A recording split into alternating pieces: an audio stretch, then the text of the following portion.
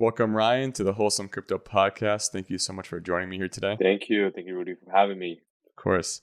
And we all know you from co-founding CyberConnect, a social protocol in Web3. And we're going to definitely dive deep into that. But before we get into that, I still kind of want to learn more about Ryan and what was he doing before ever even hearing about Bitcoin or cryptocurrency? Yeah, I got into crypto 2017, right at my last year at college. Mm-hmm. So before crypto was the college work, and I did another startup in between my freshman and sophomore year. So yeah, so I think crypto is my first So, full-time gig. wow. So right out of college, it was straight into crypto, nothing in between. No, I did 2 internships Okay. in big tech, and I did my own startup before that, but Okay. it's always crypto. So then, were you a developer? Is that what you studied, CS or?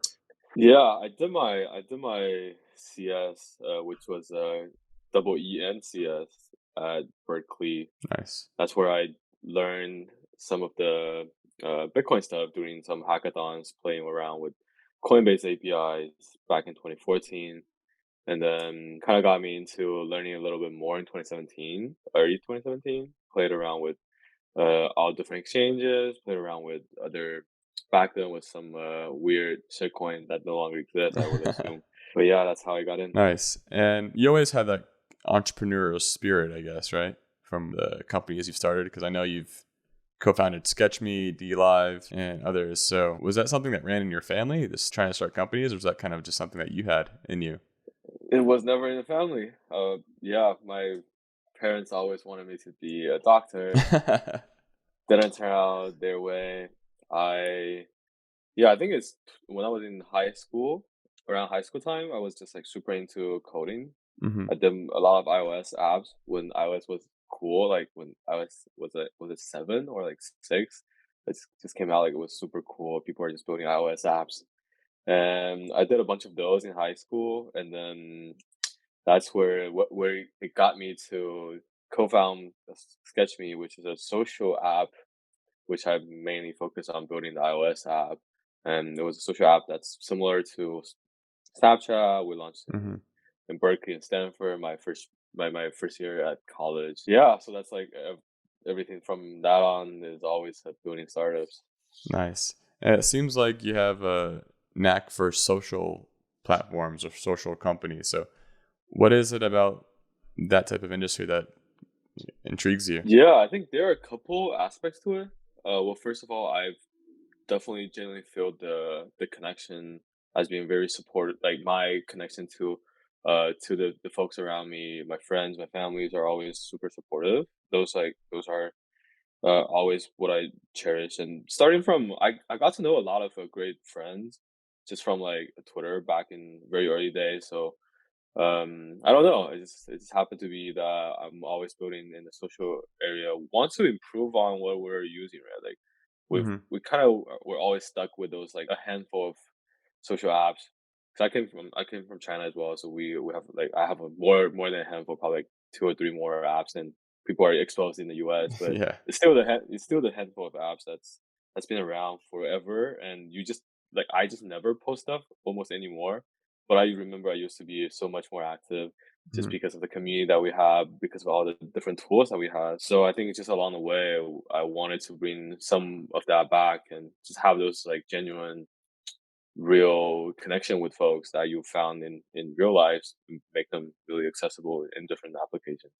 Gotcha. That makes sense because yeah, exactly. It's the whole point of a social network is just to connect people, especially if you're an immigrant. It makes a lot of sense to you just because you have so many friends and family that's distant, and you want to be as close to them as possible without, as best as you can without actually physically being there. So those platforms do help in those situations. And now that, yeah, so you were building these social platforms, but when you heard about crypto and Bitcoin, was it like almost, oh yeah, the most logical step is crypto? Was it just naturally common sense to you, or did it take you a while to believe in it or understand it? It was definitely not natural. I first heard of Bitcoin through a Coinbase API, where we had been, yeah, I went to this hackathon Hmm. at Berkeley with a bunch of my friends, And then we played around with this Coinbase API, and we actually built a text somebody to send them a Bitcoin. So a Bitcoin API with Twilio. Oh, cool. Yeah. Very very interesting back then, and we had like, at least to me, I had no idea what Bitcoin was. I thought it was like something that's similar to Venmo. And you're trying to send it to people. Yeah. Well, it turned out the buddy that I went to the hackathon with, he was the one who launched the first blockchain class back at Berkeley, and then Nice. he and his buddy built blockchain at Berkeley, which is probably one of the best known uh, campus-based blockchain clubs. So yeah, that was the whole experience. It definitely didn't come natural. Otherwise, I would be probably the founder of a blockchain in Berkeley or something. It took me 3 years to get around, and I was finally really amazed by when I really got into the design, like just Hmm. how the just reading the Bitcoin white paper, really, that's where it really changed how I see things. I just found it, actually interesting. Nothing really about the community or anything at that point, but it's just super interesting. Yeah, and I'm sure during that time, like 2017, you said that's around the time you heard of it. Yep. That time it was again pretty big on mainstream media for Ethereum and like ICOs and all this money being transferred around so fast, so quickly to different ICO companies that would either just rug pull back in that day or Yeah. create something good. But what was your interaction with that in the mainstream media? I guess just like hearing it on online or on news networks. Were you even was that even catching your attention at Yeah, all? I got in deeper before the mainstream Mm-hmm. media back then caught up. So it was like probably very early 2017, Mm-hmm. and probably the news came out when like they did the is it Bitcoin Hash BCH that came out, or like the Yeah. other like forks that came out during Uh, the summer of 2017, BSV and or something then like that. yeah, BSC exactly. And I remember I was speculating on, oh, the fork probably will like capture part of Bitcoin's price, and the whole thing was just like totally against my my sense. Like I have no idea why it was going up. But yeah, that was my like exposure. I did play around with those different applications that some of the mainstream news picked up, I think. Nice. And then, so yeah, I mean, that's pretty awesome because you were dabbling in that space without even really fully understanding its potential. And it's important to get an early start because like it's really hard to catch up now, especially. But I mean, there's obviously a lot more tools that help out new developers come into the space and become Solidity devs or, having their full stack skill sets to help them integrate with blockchain. Yeah. And for you, you were in this space. You've had some experience building social networks and platforms. You've had some success with that. Now, what was a triggering point or the turning point of your life where you're saying, "Oh, we need to build a social protocol on Web3 now. This is the time." Yeah, I think there are a couple of triggers. One was 2017. That was when I got into really learning crypto, and at the second half of 2017, I co-founded a company called DLive Mm-hmm. and Lino Blockchain. So we were just looking at how do we help content creators monetize without going through an ad. We got super inspired by Steemit, which was one of the very early projects in the crypto space. Mm-hmm. They're like for those who don't know, Steemit, it's a forum with voting and some kind of token reward. So we just set out and want to build something in that realm, but in our regards, better than Steemit, Mm-hmm. and that's why we built blockchain, and we built a live streaming platform on top of that to help those content creators monetize. And why specifically about live streaming was, well, first of all, back then, 2017, 2018, a lot of the YouTubers and Twitch streamers got demonetized, got deplatformed. Yeah. We just found out, and there was a gun shooting event happened at YouTube's headquarters where one of the YouTuber just were not happy with getting demonetized by Wow. YouTube. But those were like a lot of triggers that we found. Well, this centralization, especially on the distributing channel, which really controls people's livelihood, is getting out of control, and Yeah. that's where we wanted to build in that space. But back then, we built our own platform. We never thought about. what if those users actually, or those content creators actually own their social channel or own their distribution, so that if one day Twitter or Twitch or YouTube shut them down, they can still bring their audience to a different platform. Mm-hmm. That was never the case before. And so DLive and Lino got acquired in 2020. We stayed. I got acquired by BitTorrent. I stayed at BitTorrent for a year and a half. Nice. Afterwards, when we got into Web3 again, early 2021, I was just looking around, was thinking, yeah, we did help a lot of content creators monetize. We had those great relationship with them. What can we build? And then that was like the time I was like, yeah, a lot of those social connection, those distribution channel, those people never truly own their fans. And me, I never truly own my friend, my social graph Yeah, on any of those platforms. So yeah, that's why. And then we've just seen a lot of innovation happen in Web3. So much is different, and exactly. then people are like developers are still having a hard time to store those. Like, what if I want to add a social button, like a follow button in my app? They still have to spin up their own server, still have to store that Mm-hmm. locally in their own backend. It's everything against the ethos of a Web3 app, right? Like, you never want to store a token on your own backend server. You always want Yeah, to build a token contract. You always want to utilize what people has in their wallet. and So and how is because yeah, exactly, you're right. Especially now with Web3 NFTs, the idea of yep. a community is growing insanely fast. There's a lot of communities, sub communities, just enjoying each other, however that is.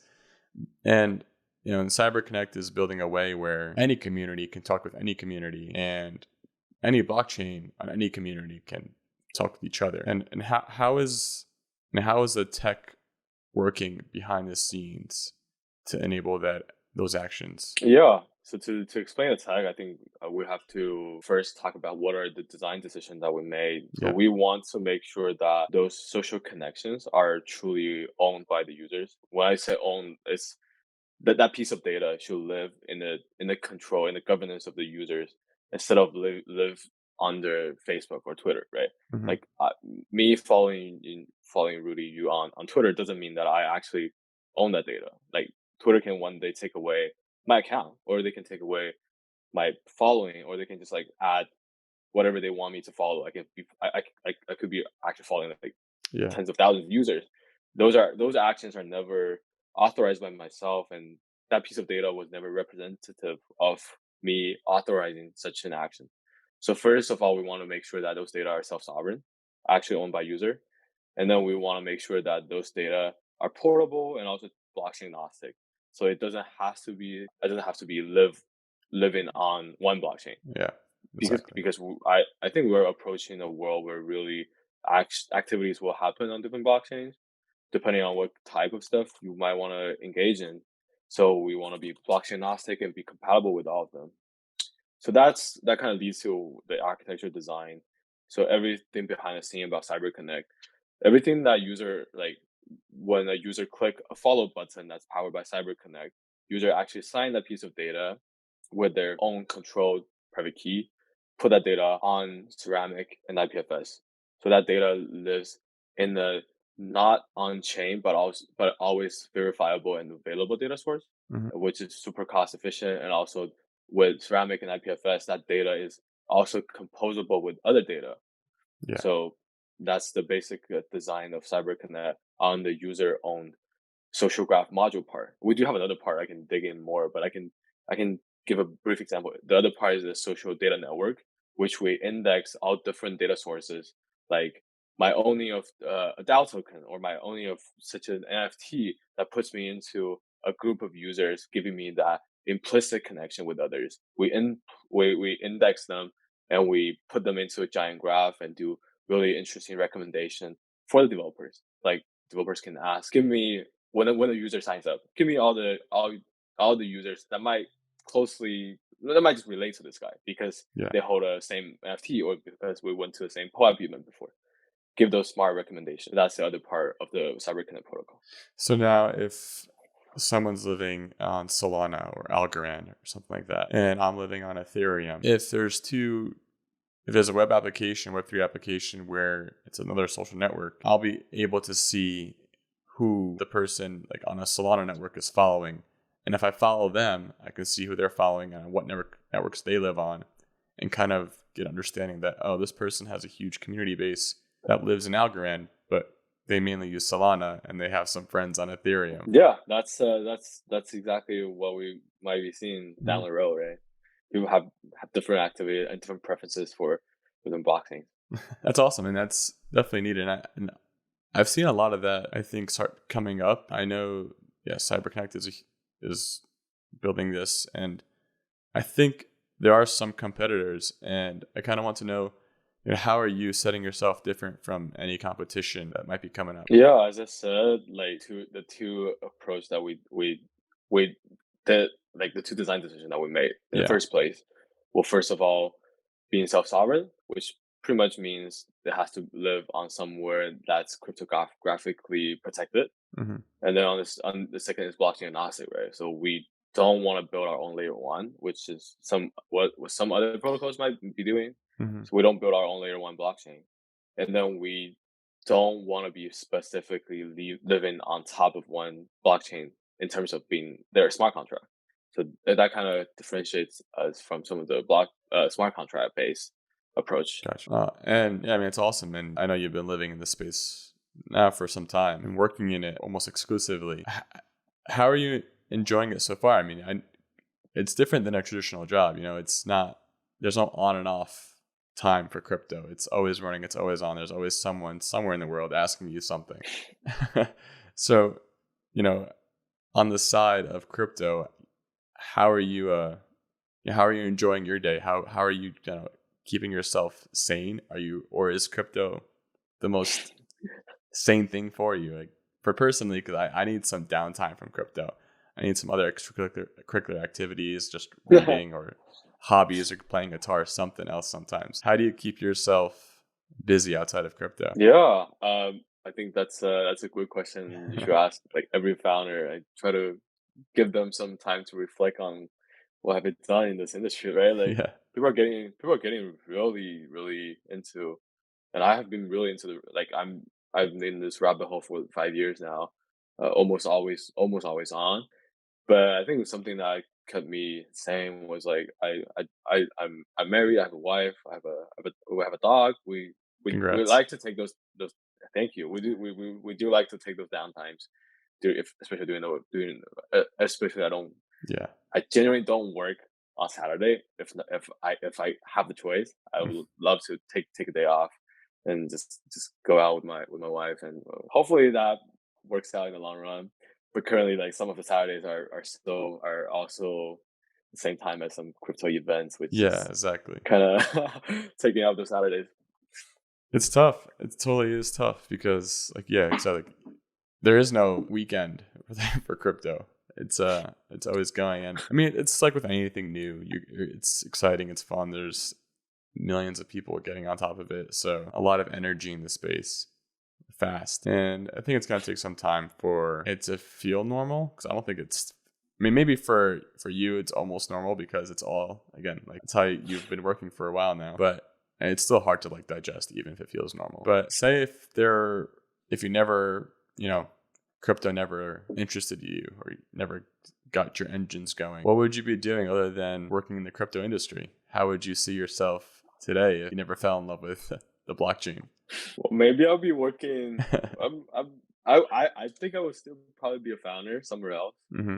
I was probably be hustling away with something else, but probably not 24/7 because Yeah. you probably won't be working with a Twitter community that's as wild as what we have here. Good old crypto Twitter. I was always yeah. I mean also the quality and the content are just getting way better now. It's like hard to ignore Mm-hmm. on the Twitter side, right? Like people, yeah, that's a total different topic. But if we're not in crypto, probably be doing something in the consumer industry anyway. So I just love building product for users. Now I'm more helping other developers building product for their users, but I've always been super into helping or just changing some part of people's life in some positive way. Nice. And you're a full stack dev, right? I am.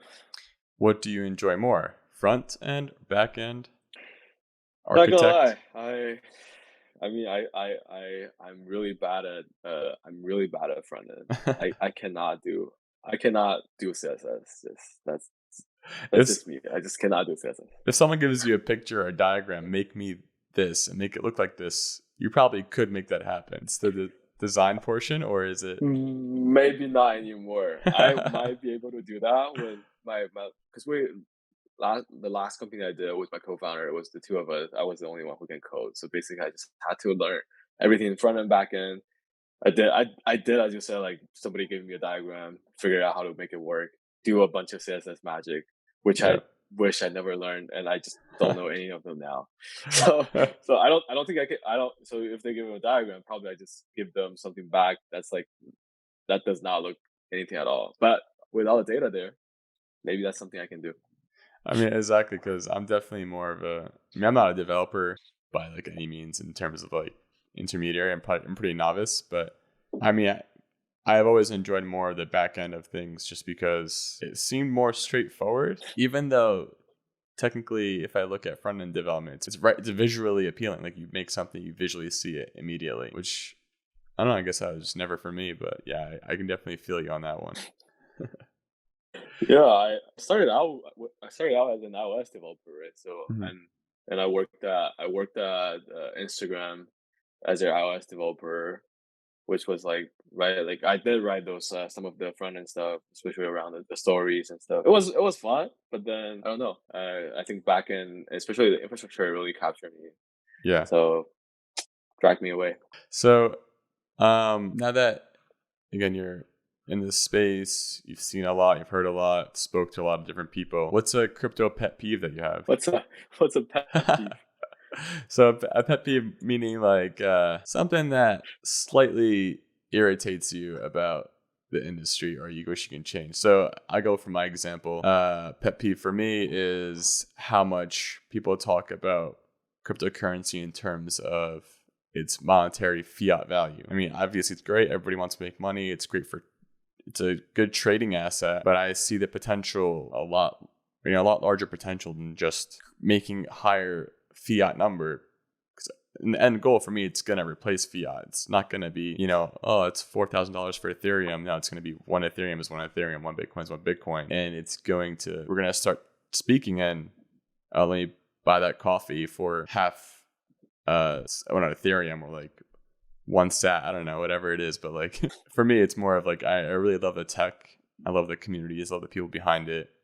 And the trading talk, financial advice is just hurting more people than helping. Yeah, I share some of that. I think the biggest one was like always for me. It's like the mismatch of the information that's shared in the people who like among the people who actually works in the industry versus the information that got shared around Hmm. on some of the media, right? Like I'm like the talk about environmental damage or impact, the talk Hmm. about how corrupt the whole thing is, how everything is about money laundering and illegal stuff. It kind of makes like the only thing that really bothers me is like when my mom I told my mom I was working in crypto back in 2017. She was like, okay, I don't think she was super happy. But then whenever she saw any news that's Yeah, remotely related to crypto, she always send me those like you should try to get yourself out of there, right? it's It's like dangerous.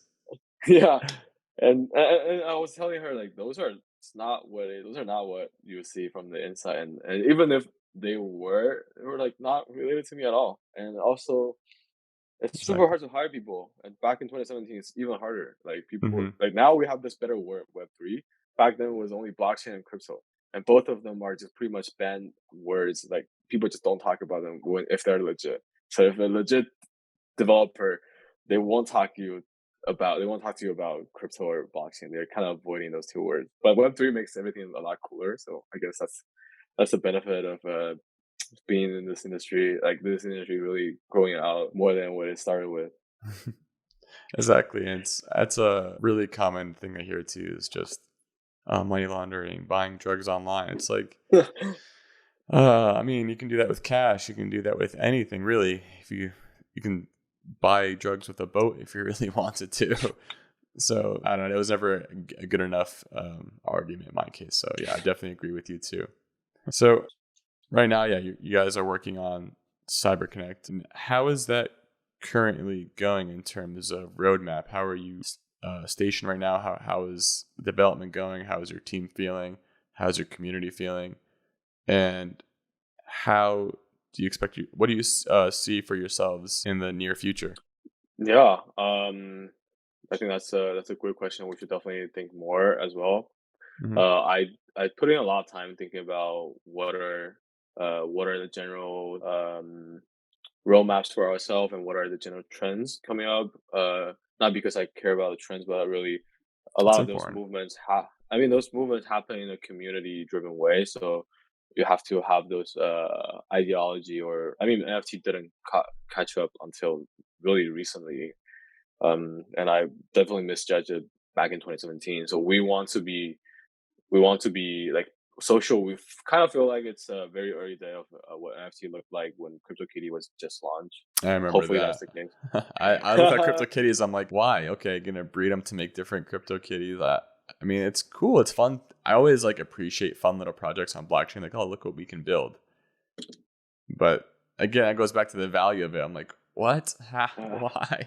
yeah, But I don't yeah. know. That's just me. Yeah, exactly.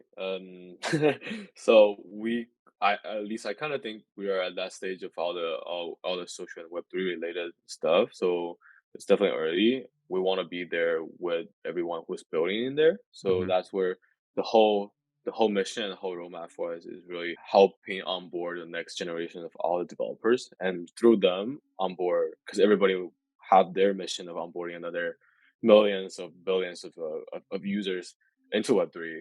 So we want to be there for those developers, when be their best tooling, be their best infrastructure Hmm. provider, so that when they build social related applications, they always opt in for CyberConnect. It's just super easy for them to onboard their users. Super easy for them to leverage all the dev tools that we have out there. So yeah, the roadmap for us in the foreseeable future, which is half year to a year, is really onboarding more developers. We so far are in the process. So we launched the protocol about 3 4 months ago, and later half of November last year. Was built on Ceramic, built on IPFS, everything looking very pretty. We onboarded about 150,000 users through our Nice. own demo app. We have a front end demo app that kind of demonstrates to our developers what can be built with CyberConnect. It was also like very simple profile app. And we onboarded about 40 50 developers. Uh, Definitely a bunch of them coming from our hackathon. So we'll be keep doing hackathons and doing those community driven approaches, and we do have a decent amount of really good developers coming to us and say, how can we leverage CyberConnect to improve their user experience, improve their product, and we just want to build with them. And that's the thing, because yeah, you're building a protocol, so it's a product that end users will be on, but not necessarily not every end user is going to build. It's a protocol meant for developers who are building for consumers, and that's a tough sell because I've never experienced that type of industry where it's like B to developers. Yeah, first time doing this too. I've had so much fortune before, at really building, like, those are really fortunate moments for me, like building product that really help end user, like end consumer. Hmm. Like for the live streaming platform that we built, we delivered millions of revenue to those streamers, to the content creators, which was like really unimaginable. Satisfying. That's so satisfying too. I bet. Yeah, yeah. Hopefully, we can deliver those to our developers, and through their eyes and through their joy, we can see how they really change the Web3 scene, and how they help their users. Yeah, through a little bit of help from us. Hmm. And yeah, as a developer yourself, I'm sure you'd also understand what would be nice to have, as if you were a developer who was using a protocol that would need something just like this for their platform. So that's definitely helpful. And so again, you're in this space for a while. Is there anything that you recommend to new college graduates, people who are in college still, people who are attending hackathons? These are things that you experienced building businesses. So say if I was about to graduate and I'm loving Bitcoin, loving crypto, but I don't know how to get into it, what would you recommend to me on how to get started? Yeah, I've been actually giving out. I've been asked about this question for a lot, and we're onboarding a lot of interns, so kind of giving them some guides on that. A couple of sources I think that's like super helpful, regardless of whether you're a developer or not. I think are one there's uh, podcast by Andreessen Horowitz. Their a 16 Days podcast on Spotify was about the oral history of cryptocurrency or Bitcoin. I can't remember the exact title, but that one was like a super good introduction to why does this matter and how Bitcoin became Bitcoin in the first place, like replacing those other uh, peer-to-peer money transfer solutions Yep. with the innovation of like proof of work, and how did that tie together to what we're like seeing, like the global computing machine with commitment, that's what Chris always said, like a commitment enabled compute machine, that's Ethereum or other layer ones. So that's always a good read, like that's good audio to listen to. And then the other one would be just reading up on some of the reading lists, like Gabby's reading list, or like Andreessen Horowitz, Canon. Yeah, I think those like philosophical ideas and somewhat technical backgrounds are always necessary to understand why this movement mattered. And for the technical folks, well, just get your hands dirty, just Get start your hands building, man. dirty. Just start building, build whatever you want, like just come up with crazy ideas. And there are a ton of interesting projects to build nowadays, like with in terms of different areas. There are NFT stuff, there are DAO, there are just like a lot of stuff. And also, yeah, if there's any developer listening to this, we are hiring and we are doing hackathons. So Awesome. please just follow us on Twitter, and maybe we can join one of the hackathon as your starting point. Exactly. That's the best way to get started too, is because you get your hands dirty and you move quick and your mind's on fire for that short time, but totally a great learning experience. Yep. So one of my favorite last questions to ask is, what is your favorite wholesome crypto moment? Something in the crypto industry that kind of warmed your heart, made you smile, made you feel good, gave you a new light in this, new hope in this industry. Yeah, I would say this is like super personal. This was what actually happened, like what I said, like where we helped out a lot of streamers back in my last startup. Mm-hmm. Super personal. I'm super proud of it. I just tell everybody about this.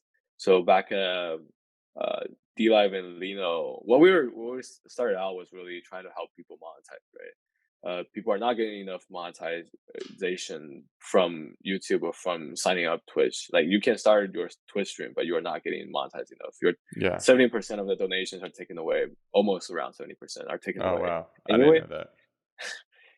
yeah, and then you always run the risk of not really owning those distribution channels, as I said. So back then we built everything on our blockchain.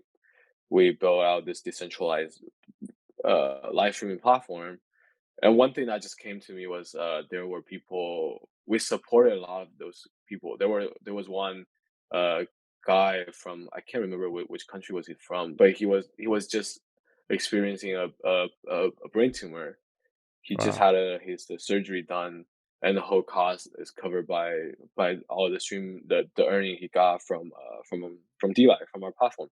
The reason for that being so powerful Wow. was it was a global crypto community, a global payment channel that he was never able to reach. It's just like a lot of the great NFT artists happen to be in those developing countries where they're just having a really hard time monetizing, but crypto gave them the ability to have this borderless way of showing appreciation and showing the love for their work. That's what happened to us back in 19, which was just like those moments that I just cannot forget. Like That's I so think awesome. that's yeah, those are the reasons why I just really love building in this space. Another one was a girl from Mhm. Venezuela. I still remember, and there were countless examples, especially for a lot of the streamers back in Turkey, where they don't experience the same stable Yeah. fiat currency that we do, and also they don't experience the same stable global macroeconomic environment. They just have this global audience, a global reach, where the Venezuela girl got donated about a 200 bucks. I think a 200 bucks worth of the token that we back then had. She was super happy, and Yeah. that was just, she just made a month's living through that stream, and Wow. it's just yeah, I'm just like super fortunate to see people smiling, see like those really change people's lives in a good way. I love that. And it's beautiful because that's exactly what crypto is doing and blockchain's doing is creating a global community that can work together to support each other without having to worry about someone intervening. That's Yeah, amazing. That's beautiful. And that's like I'm excited for CyberConnect. I'm excited to grow that community. I'm excited for that to be the protocol to help out other blockchains to adapt their social network and build from there. That's so awesome. yeah, thank you. Thank you. Yeah, I should have told something from CyberConnect, but we're super early. We're just getting started. I think by the time we have the next conversation, I think there will be beautiful things happening on CyberConnect. We just had one developer come into me. Nice. He was a kid from he just graduated from Tokyo. He moved to the state last year, I think, Hmm. and he just started building on CyberConnect, and he just shipped his product Wow. a week and a half ago, building on CyberConnect, and hopefully we'll see good things like those happen later. Just helping out developers. I'm excited. I'm very excited for you. And yeah, I'm definitely going to keep my eye on CyberConnect. And I will. I'm excited for our next conversation in the future when it's a mainstream protocol. Thank you. Let's hope that. I mean, we'll try to make it. We'll try to make it. Thank you so much, Ryan. I really appreciate your time tonight with me. Thank you, Rudy. See you, everyone.